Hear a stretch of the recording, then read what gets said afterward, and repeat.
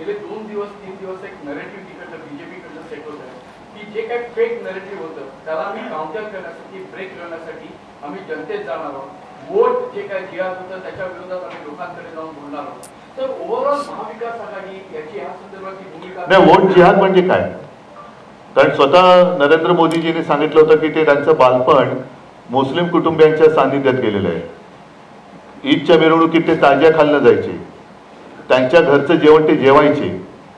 आता मग त्या खाल्ल्या मिठाला ते जागलेत की नाही जागलेत? त्याच्यामुळे वोट जिहाद हा शब्द मला काय कळलेला नाही. मोदींनी पहिले सांगावं, जर ते लहानपणी त्यांच्या शेजारच्या मुस्लिम कुटुंबियांकडचं जेवण जेवत असतील तर त्या मिठाला ते जागलेत आणि जागणार आहेत की नाही जागणार आहेत?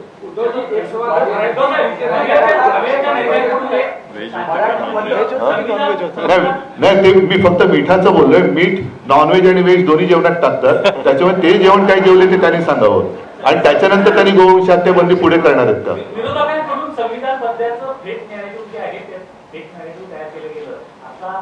काय मला परत प्लीज.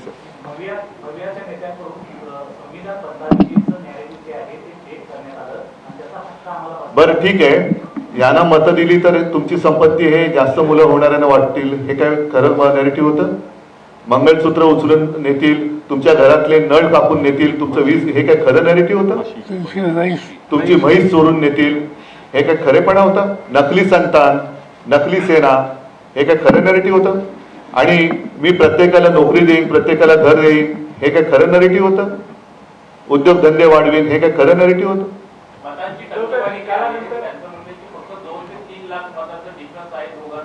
एकूण जर का देशाची लोकसंख्या लक्षात घेतली तर 140 कोटी पैकी मतदानाचा अधिकार वयाप्रमाणे किती लोकांना आहे ह्याचा आकडा मिळेल. आणि त्यापैकी भारतीय जनता पक्षाला किती मतं मिळाले आणि उरलेली कित्येक कोटी लोकांनी भारतीय जनता पक्षाच्या म्हणजे मोदींच्या विरोधात मतदान केलेलं आहे, ही सुद्धा टक्केवारी सगळ्यांसमोर आली पाहिजे.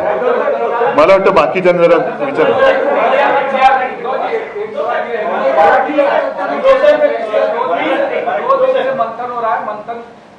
मंथन बीजेपी मंथन कर रही है कि हम चुनाव हारे नहीं हैं, हम कहीं न कहीं नैरेटिव के कारण चुनाव हार रहे हैं और हमारे खिलाफ एक गलत नैरेटिव तैयार किया जाए. मतलब क्या? कि उनका कहना है कि 400 पार का जो नारा था संविधान बदलने का, वो गलत नैरेटिव लोगों तो फिर दिया क्यों था? और आप ही के लोगों ने कहा था कि उन्हें संविधान बदलना है. फिर जो उन्होंने नैरेटिव सेट करने की कोशिश की थी, मंगलसूत्र तुमसे चोरणार, वो क्या असलियत थी? अच्छे दिन आएंगे वो तो हम भूल गए, वो नैरेटिव का क्या हो गया? वो 15 लाख रुपए लाने वाले 2014 से अगर हम शुरू करें तो कितने नैरेटिव उन्होंने जो किए थे वो सारे झूठे थे.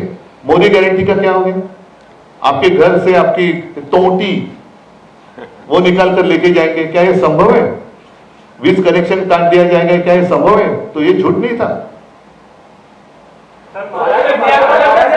हाँ, एक मिनिट जरा मराठी मतं कमी मिळाली असं महायुतीचे नेते म्हणतात. खरंच मराठी मतांचं काय आणि एम फॅक्टर मराठी मतं का कमी मिळतील? काय असं काय कारण आहे? त्याचं म्हणणं की एम फॅक्टर खूप चालला. अल्पसंख्याक एम म्हणजे मराठी आलाच ना, एम मध्ये मराठी नाही, एम फॅक्टर. आणि मी तुम्हाला सांगतो, यावेळेला आम्हाला, मी अभिमानाने सांगेन की लोकशाही वाचवण्यासाठी सर्व धर्मियांनी मतदान केलं. त्याच्यात माझे मराठी तर आहेतच, हिंदू सुद्धा आहेतच, मुस्लिम सुद्धा आहेतच, ख्रिश्चन आहेतच, शीख आहेत, इतर सर्व. आणि तुम्हाला काय वाटतं, रक्त सांडून मिळवलेली मुंबई मराठी माणसांनी त्यांच्या डोळ्यात देखत जर लुटली जात असेल तर अशा वेळेला मराठी माणूस लुटणाऱ्याला मत देईल. महाराष्ट्र आणि मुंबईतला मराठी माणूस मुंबई आणि महाराष्ट्र लुटणाऱ्याला कदापि झोपेत सुद्धा मत नाही देणार. त्याच्यामुळे अजूनही भारतीय जनता पक्षाला वास्तवाची जाणीव आली नसेल तर मग त्याला निवडणुकीच्या निकालाच्या विस्तवाला सामोरं जावं लागेल.